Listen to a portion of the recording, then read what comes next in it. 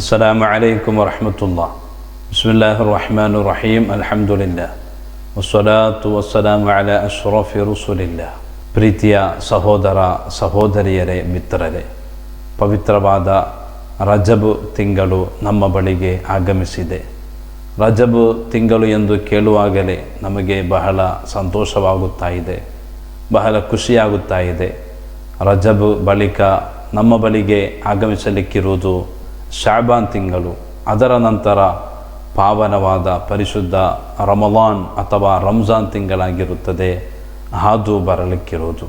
ಅಲ್ಲಾಹನು ಸಾಕಷ್ಟು ಸತ್ಕರ್ಮಗಳನ್ನು ಹೆಚ್ಚಿಸಲು ನಮಗೆ ತೌಫೀಕ್ ನೀಡಲಿ, ಆಮೀನ್ ಯಾ ರಬ್ಬಲ್ ಆಲಮೀನ್. ಪವಿತ್ರವಾದ ರಜಬ್ ತಿಂಗಳು ಒಂದು ವಿಶೇಷವಾದ ತಿಂಗಳಾಗಿದೆ. ಅಲ್ಲಾಹನು ಪವಿತ್ರ ರಂಜಾನ್ ತಿಂಗಳನ್ನು ನಮಗೆ ನೀಡುವಾಗ ಆ ತಿಂಗಳನ್ನು ಸ್ವಾಗತಿಸಲು ಹಾಗೂ ಅದಕ್ಕೆ ಬೇಕಾದ ಪೂರ್ವ ತಯಾರಿ ಸಿದ್ಧತೆಯನ್ನು ನಡೆಸಲು 2 ತಿಂಗಳುಗಳನ್ನು ಕೂಡ ಅಲ್ಲಾಹನು ನಮಗೆ ಕೊಟ್ಟಿದ್ದಾನೆ. ಅದಾಗಿದೆ ಒಂದು ರಜಬ್ ಹಾಗೂ ಇನ್ನೊಂದು ಶಾಬಾನ್ ಎಂಬ 2 ತಿಂಗಳುಗಳು. ರಜಬ್ ತಿಂಗಳು ಜಾಹಿಲಿಯಾದ ಕಾಲ ಅಥವಾ ಪ್ರವಾದಿ ಮುಹಮ್ಮದ್ ಸಲ್ಲಲ್ಲಾಹು ಅಲೈಹಿ ವಸಲ್ಲಮ ಅವರವರು ಅಲ್ಲಾಹನ ಸಂದೇಶದೊಂದಿಗೆ ನಬುವತ್ನೊಂದಿಗೆ ಆಗಮಿಸುವ ಮುನ್ನವೇ ರಜಬ್ ತಿಂಗಳನ್ನು ಜನರು ಗೌರವಿಸುತ್ತಾ ಇದ್ದರು ಎಂಬುದನ್ನು ನಮಗೆ ಕಾಣಬಹುದಾಗಿದೆ.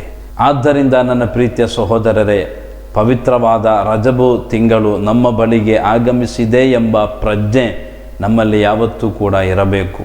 ಈ ತಿಂಗಳ ಮೂಲಕ ನಾವು ಬದಲಾಗಬೇಕು. ಕಳೆದ ಕಾಲದಲ್ಲಿ ಅದೆಷ್ಟೋ ಪಾಪಗಳು ನಮ್ಮಿಂದ ಉಂಟಾಗಿವೆ. ಆ ಪಾಪಗಳನ್ನು ಶುಚಿಗೊಳಿಸಿ ನಮ್ಮ ಆತ್ಮವನ್ನು ನಾವು ಬೆಳಗಿಸಬೇಕು, ಅಲ್ಲಾಹನ ಕಡೆಗೆ ನಾವು ಮರಳಬೇಕು. ಅದಕ್ಕಾಗಿದೆ ಪವಿತ್ರವಾದ ರಜಬ್ ತಿಂಗಳನ್ನು ಅಲ್ಲಾಹನು ಕೊಟ್ಟಿರುವುದು. ಪವಿತ್ರವಾದ ರಂಜಾನ್ ತಿಂಗಳು ಅನುಗ್ರಹೀತ ತಿಂಗಳಾಗಿದೆ. ಆ ತಿಂಗಳನ್ನು ಸಂಪೂರ್ಣವಾಗಿ ನಾವು ಬಳಸುವುದಾದರೆ ಅಲ್ಲಾಹನ ಬಳಿ ಸಾಕಷ್ಟು ಹೇರಳವಾದ ಪುಣ್ಯವನ್ನು ಸಂಪಾದಿಸಲು ನಮ್ಮಿಂದ ಸಾಧ್ಯವಾಗುತ್ತದೆ. ಆದರೆ ಕೆಲವು ಜನರ ಅವಸ್ಥೆ ಏನೆಂದರೆ, ರಂಜಾನ್ ಬರುವಾಗ 1, 2, 4, 5 ದಿನಗಳಲ್ಲಿ ತುಂಬ ಸಕ್ರಿಯರಾಗಿರುತ್ತಾರೆ.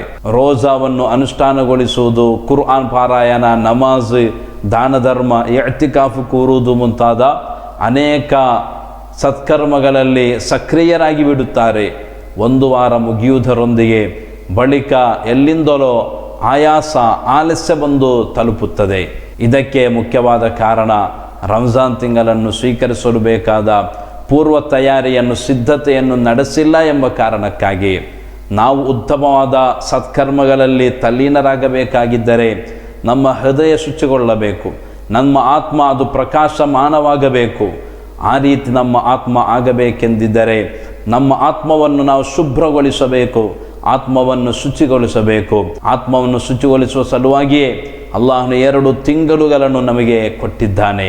ಆದ್ದರಿಂದ ನಾವೆಲ್ಲರೂ ಕೂಡ ರಜಬ್ ತಿಂಗಳು ಬಂದು ತಲುಪಿದೆ ಎಂಬ ನೆನಪಿನಲ್ಲಿ ಸತ್ಕರ್ಮಗಳಲ್ಲಿ ಸಕ್ರಿಯರಾಗೋಣ.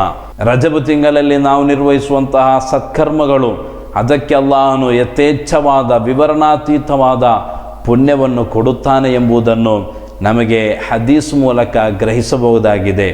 ವಿಶ್ವಪ್ರವಾದಿ ಸಲ್ಲಲ್ಲಾಹು ಅಲೈಹಿ ವಸಲ್ಲಮ ಅವರವರು ಹೇಳಿದಂತಹ ಒಂದು ಮಾತನ್ನು ಅಯಿಮ್ಮತ್ ಕಿರಾಮ್ ತಮ್ಮ ಗ್ರಂಥದಲ್ಲಿ ಉಲ್ಲೇಖಿಸಿದ್ದಾರೆ.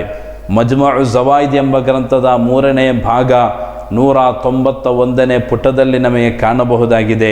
ಪ್ರವಾದಿ ಮುಹಮ್ಮದ್ ಸಲ್ಲಲ್ಲಾಹು ಅಲೈಹಿ ವಸಲ್ಲಂ ತನ್ನ ಸ್ವಹಾಬಾ ಕಿರಾಮ್ಗಳೊಂದಿಗೆ ಹೇಳಿದಂತಹ ಮಾತು, ರಜಬುನ್ ಶಹರುನ್ ಅಲೀಮುನ್.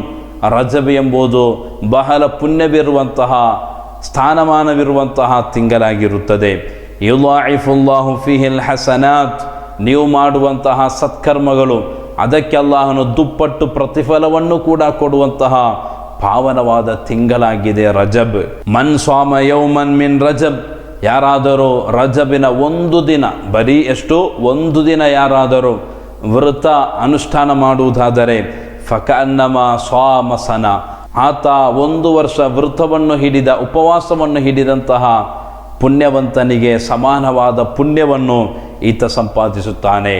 1 ದಿನದ ಉಪವಾಸಕ್ಕೆ ಪ್ರತಿಯಾಗಿ 1 ವರ್ಷದ ಉಪವಾಸದ ಫಲವನ್ನು ಅಲ್ಲಾಹನು ಕೊಡುತ್ತಾನೆ. ಒಮನ್ ಸ್ವಾಮ ಮಿನ್ಹು ಸಬಅತ ಅಯ್ಯಾಮ್.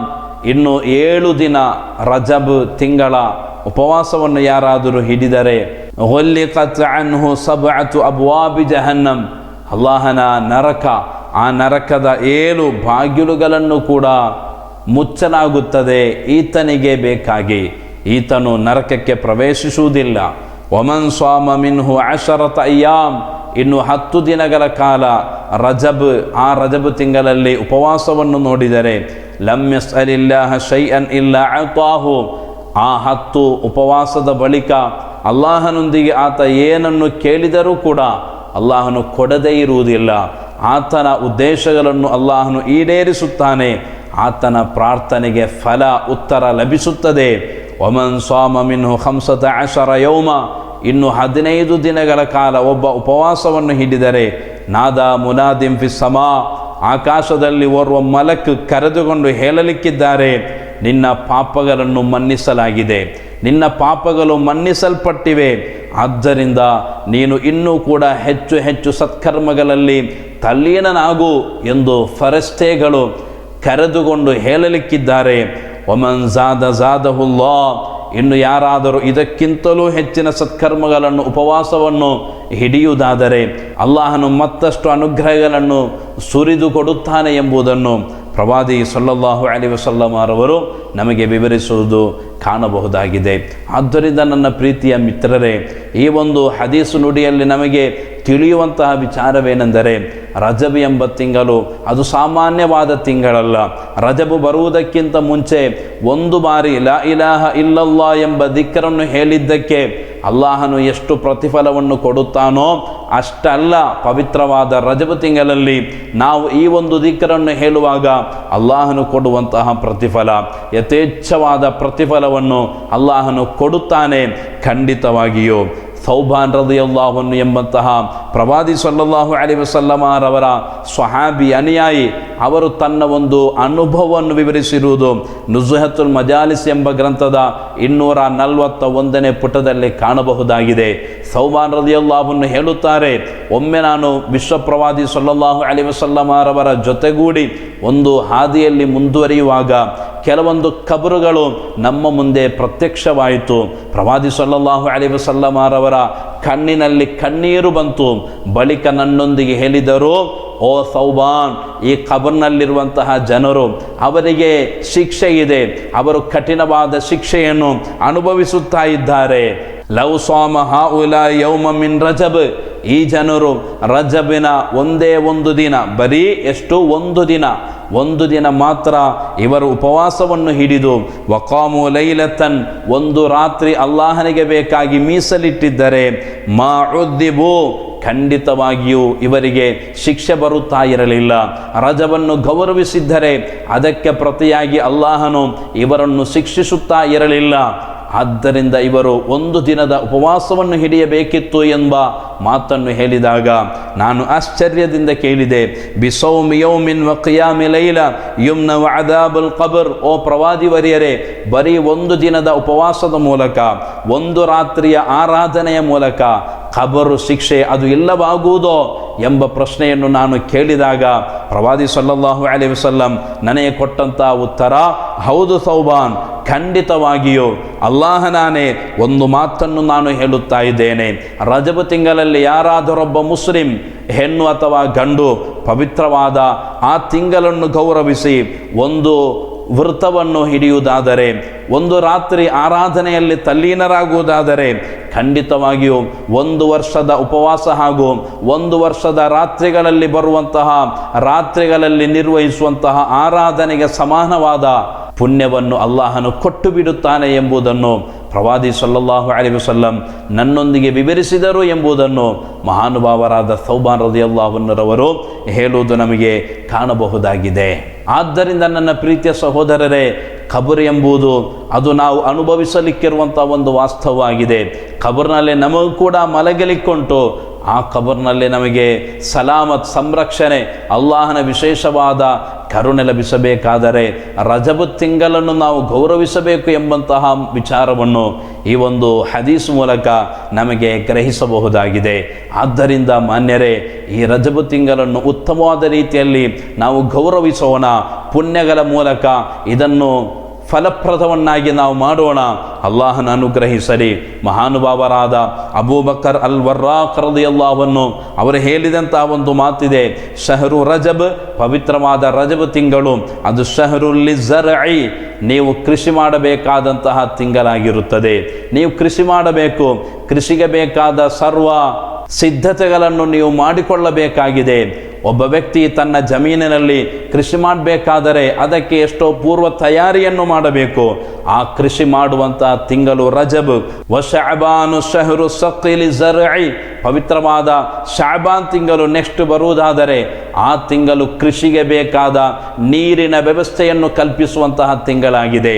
ನೀವು ಮಾಡುವಂತಹ ಕೃಷಿ ಅದು ಉತ್ತಮವಾದ ರೀತಿಯಲ್ಲಿ ಬೆಳೆಯಬೇಕಾದರೆ, ನೀವು ಬಯಸುವಂತಹ ಫಲ ಅದರಿಂದ ನಿಮಗೆ ಲಭಿಸಬೇಕಾದರೆ ನೀವು ಅದಕ್ಕೆ ಚೆನ್ನಾಗಿ ನೀರಿನ ವ್ಯವಸ್ಥೆಯನ್ನು ಮಾಡಿಕೊಳ್ಳಬೇಕು, ನೀರನ್ನು ಕುಡಿಸಬೇಕು. ಆ ನೀರು ಕುಡಿಸುವಂತಹ ತಿಂಗಳಾಗಿದೆ ಶಾಬಾನ್. ಅದರ ಬಳಿಕ ಬರುವಂತಹ ರಮಲಾನ್. ವರಮಲಾನ್ ಶಹರು ಹಸಾದಿಲ್ ಲಿಝರ್ಇ, ಪವಿತ್ರವಾದ ರಂಜಾನ್ ತಿಂಗಳು, ಅದು ನೀವು ಮಾಡುವಂತಹ ಕೃಷಿ. ಆ ಕೃಷಿ ಉತ್ತಮವಾಗಿ ಬೆಳೆದಿದ್ದರೆ ಅದರ ಫಸಲನ್ನು ಕೊಯ್ಯುವಂತಹ ತಿಂಗಳಾಗಿರುತ್ತದೆ. ಆದ್ದರಿಂದ ರಮಲಾನ್ನಲ್ಲಿ ಅಲ್ಲಾಹನಿಂದ ಲಭಿಸುವಂತಹ ಯಥೇಚ್ಛವಾದ ಅನುಗ್ರಹಗಳನ್ನು ನಮಗೆ ಸಂಗ್ರಹಿಸಬೇಕು ಎಂಬ ಉದ್ದೇಶ ನಮ್ಮಲ್ಲಿದ್ದರೆ ಪವಿತ್ರವಾದ ರಂಜಾನಿಗೆ ಮುಂಚಿತವಾಗಿಯೇ ಈ ರಜಬ್ ಹಾಗೂ ಶಾಬಾನ್ ತಿಂಗಳಲ್ಲಿ ಕೃಷಿಯನ್ನು ನಾವು ಉತ್ತಮವಾದ ರೀತಿಯಲ್ಲಿ ಬೆಳೆಸುವಂತೆ ಸತ್ಕರ್ಮಗಳ ಮೂಲಕ ಈ 2 ತಿಂಗಳುಗಳನ್ನು ನಾವು ಧನ್ಯಗೊಳಿಸಬೇಕು ಎಂಬುದನ್ನು ಮಹಾನುಭಾವರಾದ ಅಬೂಬಕರ್ ಅಲ್ ವರ್ರಾಕ್ ರಲಿಯಲ್ಲಾಹು ಅನ್ಹು ವಿವರಿಸಿರುವುದು ನಮಗೆ ಕಾಣಬಹುದಾಗಿದೆ. ಕೊನೆಯದಾಗಿ ಮಹಾತ್ಮರುಗಳು ಹೇಳಿದಂಥ ಒಂದು ಉಪದೇಶವನ್ನು ಮಾತ್ರ ಹೇಳಿ ನನ್ನ ಮಾತನ್ನು ನಾನು ಕೊನೆಗೊಳಿಸುತ್ತಾ ಇದ್ದೇನೆ. ಲತಾಯಿಫುಲ್ ಮಆರಿಫ್ ಎಂಬಂತಹ ಪ್ರಸಿದ್ಧ ಗ್ರಂಥವಿದೆ, ಅಲ್ಲಾಮಾ ಇಬ್ನು ರಜಬ್ ರಲಿಯಲ್ಲಾಹು ಅನ್ಹು ಬರೆದಿರುವುದು. ಆ ಗ್ರಂಥದಲ್ಲಿ ಮಹಾತ್ಮರು ಉಲ್ಲೇಖಿಸಿದ್ದಾರೆ, ಸೂಫಿ ವರಿಯರುಗಳು ನಮ್ಮೊಂದಿಗೆ ಹೇಳಿದಂಥ ಒಂದು ಉಪದೇಶ, ಬಯ್ಯಲು ಸಹೀಫತಕ ಸೌದಾಅ ಫಿ ರಜಬ್ ಬಿಸಾಲಿಹಿಲ್ ಅಮಲಿಲ್ ಮುಂಜಿ ಮಿನಲ್ ಲಹಬ್. ನಿನ್ನ ಪುಸ್ತಕ, ಕಪ್ಪಡರಿದಂತಹ ಪುಸ್ತಕವೆಂದರೆ ನೀನು ಮಾಡುವಂತಹ ಒಳಿತು ಹಾಗೂ ಕೆಡುಕನ್ನು ದಾಖಲಿಸುವಂತಹ ಪುಸ್ತಕ. ಆ ಪುಸ್ತಕ ಕಪ್ಪಾಗಿದೆ, ಅದನ್ನು ನೀನು ಶುಭ್ರಗೊಳಿಸಬೇಕು, ಅದನ್ನು ನೀನು ಬಿಳಿಯಾಗಿಸಬೇಕು. ಫಿ ರಜಬ್ ತಿಂಗಳಲ್ಲಿ ಬಿಸಾಲಿಹಿಲ್ ಅಮಲಿಲ್ ಮುಂಜಿ ಮಿನಲ್ ಲಹಬಿ, ನರಕಾಗ್ನಿಯಿಂದ ನಮ್ಮನ್ನು ರಕ್ಷಿಸುವಂತಹ ಸತ್ಕರ್ಮಗಳ ಮೂಲಕ ನೀವು ಸಾಕಷ್ಟು ಸತ್ಕರ್ಮಗಳನ್ನು ಮಾಡಬೇಕು. ಅದರ ಮೂಲಕ ಕಪ್ಪಾಗಿರುವಂತಹ ನಿಮ್ಮ ಪುಸ್ತಕ ಅದನ್ನು ನೀವು ಬೆಳಗಿಸಬೇಕು. ಶಹರುನ್ ಹರಾಮುನ್ ಅತಾ ಮಿನ್ ಅಶ್ಹುರಿನ್ ಹುರುಮಿನ್ ಇದಾ ದಅ ಅಲ್ಲಾಹ ದಾಇನ್ ಫೀಹಿ ಲಮ್ ಯಖಿಬ್. ವಿಶೇಷವಾದ ಪುಣ್ಯವಿರುವಂತಹ ತಿಂಗಳಾಗಿದೆ ಈ ರಜಬ್. ಯಾರಾದರೂ ಅಲ್ಲಾಹನೊಂದಿಗೆ ಪ್ರಾರ್ಥಿಸಿದರೆ, ಅಲ್ಲಾಹನೊಂದಿಗೆ ಮೊರೆಯಿಟ್ಟರೆ ಖಂಡಿತವಾಗಿಯೂ ಅಂತಹವರ ಪ್ರಾರ್ಥನೆಯನ್ನು ಅಲ್ಲಾಹನು ಸುಮ್ಮನೆ ಬಿಡುವುದಿಲ್ಲ, ಆ ಪ್ರಾರ್ಥನೆಗೆ ಫಲವನ್ನು ಕೊಡುತ್ತಾನೆ. ತೂಬಾ ಲಿ ಅಬ್ದಿನ್ ಝಕ್ಕಾ ಫೀಹಿ ಲಹು ಅಮಲುನ್ ಫಕಫ ಫೀಹಿ ಅನಿಲ್ ಫಹ್ಶಾಇ ವರ್ರಿಯಬಿ. ಒಬ್ಬ ವ್ಯಕ್ತಿ ಆತನು ಈ ತಿಂಗಳಲ್ಲಿ ಸತ್ಕರ್ಮಗಳ ಮೂಲಕ ಆತನು ಅವನನ್ನೇ ಶುಚಿಗೊಳಿಸುವುದಾದರೆ, ಅದೇ ರೀತಿ ಕೆಡುಕುಗಳಿಂದ ಅನಗತ್ಯವಾದ ವಿಚಾರಗಳಿಂದ ದೂರವಾಗಿ ತನ್ನನ್ನು ಸತ್ಕರ್ಮದ ಕಡೆಗೆ ಯಾರಾದರೂ ಕೊಂಡೊಯ್ಯುವುದಾದರೆ ಅಂತಹವರಿಗೆ ಸ್ವಾಗತ, ಅಂತಹವರಿಗೆ ಖಂಡಿತ ವಿಜಯ ಲಭಿಸುತ್ತದೆ ಎಂಬುದನ್ನು ಸೂಫಿವರಿಯರು ನಮಗೆ ತಿಳಿಸಿಕೊಟ್ಟಿದ್ದಾರೆ. ಆದ್ದರಿಂದ ನಾವು ಮಾಡುವಂತಹ ಸತ್ಕರ್ಮಗಳಿಗೆ ದುಪ್ಪಟ್ಟು ಪ್ರತಿಫಲ ಲಭಿಸುವಂತಹ ವಿಶೇಷ ತಿಂಗಳು ನಮ್ಮ ಬಳಿಗೆ ಆಗಮಿಸಿದೆ. ವಿಶ್ವಪ್ರವಾದಿ ಸಲ್ಲಲ್ಲಾಹು ಅಲೈಹಿ ವಸಲ್ಲಂ ಈ ರಜಬ ತಿಂಗಳನ್ನು ಗೌರವಿಸುತ್ತಾ ಉತ್ತಮವಾದ ರೀತಿಯಲ್ಲಿ ಸ್ವಾಗತ ಮಾಡುತ್ತಾ ಅಲ್ಲಾಹುಮ್ಮ ಬಾರಿಕ್ ಲನಾ ಫಿ ರಜಬಿ ವ ಶಅಬಾನ್ ವಬಲ್ಲಿಗ್ನಾ ರಮಲಾನ್ ಎಂಬ ಪ್ರಾರ್ಥನೆಯನ್ನು ಮಾಡುತ್ತಾ ಇದ್ದರು ಎಂಬುದನ್ನು ಇಮಾಮ್ ಸುಯೂತಿ ರಲಿಯಲ್ಲಾಹು ಅನ್ಹು ಅವರಂತಹ ಮುಹದ್ದಿಸ್ಗಳು ಈ ಹದೀಸನ್ನು ನಮಗೆ ವರದಿ ಮಾಡಿಕೊಟ್ಟಿದ್ದಾರೆ. ಅಲ್ಲಾಹನೇ ರಜಬ್ ಹಾಗೂ ಶಾಬಾನ್ ತಿಂಗಳಲ್ಲಿ ನಮಗೆ ಬರ್ಕತ್ತನ್ನು ಕೊಡಬೇಕು. ಪವಿತ್ರವಾದ ರಂಜಾನ್ ತಿಂಗಳಿಗೆ ನಮ್ಮನ್ನು ನೀನು ತಲುಪಿಸಬೇಕು, ರಂಜಾನ್ ನಮಗೆ ಲಭಿಸಬೇಕು. ಆ ಒಂದು ಪ್ರಾರ್ಥನೆಯನ್ನು ಪ್ರವಾದಿ ಸಲ್ಲಲ್ಲಾಹು ಅಲೈಹಿ ವಸಲ್ಲಂ ರವರು ಹೇರಳವಾಗಿ ಪ್ರಾರ್ಥಿಸುತ್ತಾ ಇದ್ದರು ಎಂಬುದನ್ನು ನಮಗೆ ಕಾಣಬಹುದಾಗಿದೆ. ಆದ್ದರಿಂದ ಪ್ರಾರ್ಥನೆಯ ಮೂಲಕ ಸತ್ಕರ್ಮಗಳನ್ನು ಹೆಚ್ಚಿಸುವ ಮೂಲಕ ನಮ್ಮ ಬದುಕಿನಲ್ಲಿ ಸಂಭವಿಸಿದಂತಹ ಪಾಪ ಕಲೆಗಳನ್ನು ತೊಳೆಯುವ ಮೂಲಕ, ಪಾಪಗಳಿಂದ ದೂರವಾಗಿ ಒಳಿತಿನಡೆಗೆ ಹಾದು ಬರುವ ಮೂಲಕ ಈ ತಿಂಗಳನ್ನು ನಾವು ಧನ್ಯಗೊಳಿಸೋಣ. ಅಲ್ಲಾಹನು ಅನುಗ್ರಹಿಸಲಿ. ನೀವೆಲ್ಲರೂ ಕೂಡ ಪ್ರಾರ್ಥಿಸಬೇಕು ಎಂಬ ವಸಿಯತ್ತಿನೊಂದಿಗೆ ಮಾತುಗಳಿಗೆ ಕೊನೆ. ಅಸ್ಸಲಾಮು ಅಲೈಕುಂ ವರಹಮತುಲ್ಲಾಹ್.